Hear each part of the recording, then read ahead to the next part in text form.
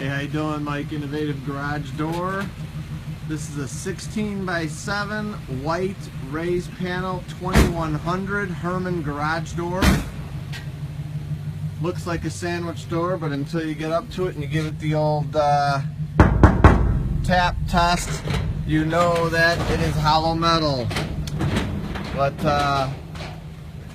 some folks don't want insulated doors. But you can see this thing rolls super smooth. It is 2 inches thick. It's pinch resistant hinges and hardware. 11 ball nylon roller, skirted wheel. This is 14 gauge hardware because it's hollow metal. Only one strut needed on the Herman door because of the thickness of the bottom rail, how they double layer it, which is nice. 23,000 cycle springs. And we use 15-inch radius. And then we put a bigger bottom rubber on this one, the 4.5 inch, because the floor was kind of funkified, but that's the door.